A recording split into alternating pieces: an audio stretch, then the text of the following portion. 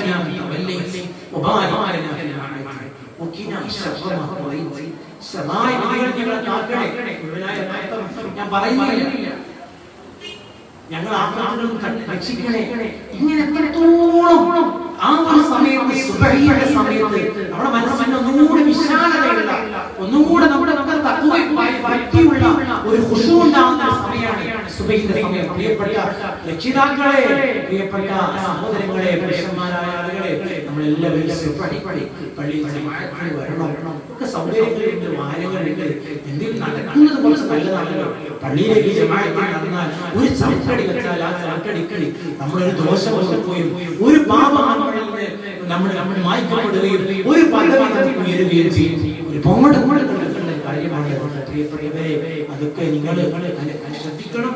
മാത്രമല്ല നമ്മുടെ കുട്ടികളുടെ അച്ചടക്കം കാര്യങ്ങൾ ഇപ്പോ വലിയൊരു പ്രതിസന്ധിയുള്ള ഒരു വിഷയമാണ്. സ്കൂളുകളിൽ അതുപോലെ മാഷന്മാരില് അധ്യാപകന്മാരില് അതുപോലെ എല്ലാവരും ചർച്ച ചെയ്യപ്പെടുന്ന ഒരു വിഷയമാണ് കുട്ടികൾ മാതാപിതാക്കളെ ഒരു സമയം കഴിഞ്ഞാൽ ബഹുമാനിക്കുന്നില്ല, അവരെ മൈൻഡ് ചെയ്യണില്ല, അവരെ അനുസരിക്കുന്നില്ല. നമുക്കൊക്കെ ഉണ്ടാവും, നമ്മളൊക്കെ രക്ഷിതാക്കളാകുമ്പോൾ നമുക്കൊക്കെ ഉണ്ടാവും അവർ കംപ്ലൈന്റ്. അതിനെ നമ്മുടെ കുട്ടികൾക്ക് ചെറുപ്പം തൊട്ടേ ചില ശീലങ്ങൾ നമ്മൾ മനസ്സിലാക്കി വെക്കണം. അവരുടെ ആ സ്വഭാവം അത് നമ്മൾ നിരീക്ഷിക്കണം. അത് വേണ്ടി നമ്മുടെ മദ്രസയിൽ നമ്മുടെ നാട്ടിലെ ഒരു ഗുണകാംക്ഷിയായ ഒരാൾ ഒരു പ്രത്യേക ആപ്പ് ഉണ്ടാക്കിയിട്ടുണ്ട്. അത് നിങ്ങൾ കൃത്യമായി രക്ഷിതാക്കളായ കൈകാര്യം ചെയ്തുകൊണ്ട് ഒരുപാട് ഗുണം ചെയ്യും.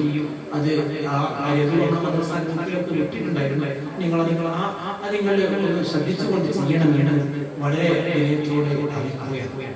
അതുപോലെ പ്രിയപ്പെട്ടവരെ, നമ്മുടെ മദ്രസ ഒരുപാട് ഒഴിഞ്ഞു കിടക്കുകയാണ്. രാവിലെ മദ്രസ വിട്ട് കഴിഞ്ഞാൽ പിന്നെ വൈകുന്നേരം മദ്രസ ഉണ്ടാവും.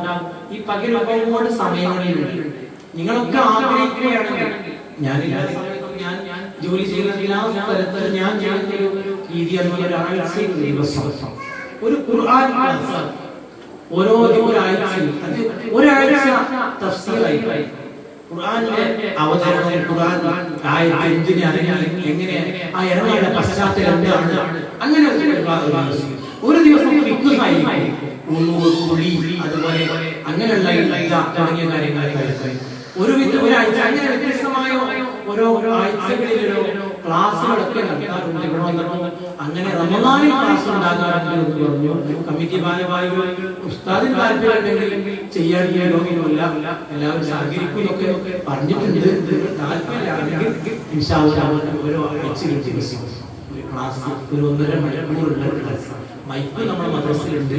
നല്ല സൗകര്യപ്രദമായ മദ്രസയാണ്. നല്ല അടിയൊക്കെ വൃത്തിയാക്കിയ നല്ല മാർബിളൊക്കെ പതിച്ച് നല്ല ബെഞ്ചും ഡെസ്കും എല്ലാ സൗകര്യങ്ങളും ഫേനും നല്ല നല്ല വൃത്തിയുള്ള നല്ല ഭംഗിയുള്ള മദ്രസയായിട്ട് ചെറിയൊരു മദ്രസയാണെങ്കിലും വളരെ നല്ല വൃത്തിയായിട്ട് പുറത്തു എല്ലാം. നമുക്കതൊക്കെ അതൊന്നും വേറൊരു ലക്ഷ്യത്തിലല്ല, എന്തെങ്കിലും കിട്ടാനോ അല്ലെങ്കിൽ അങ്ങനെ ഒരു ലക്ഷ്യത്തിലൊന്നും അല്ല. നമ്മളേതായ പള്ളിയുണ്ട്. അപ്പോ നമുക്കൊരു അവസരങ്ങൾ നിങ്ങൾ തരികയാണെങ്കിൽ, നിങ്ങൾ അതിനൊരു അവസരം ഉണ്ടാക്കുകയാണെങ്കിൽ ഇൻഷാ അല്ലാഹ് ഞാൻ ഒരുക്കമാണ്.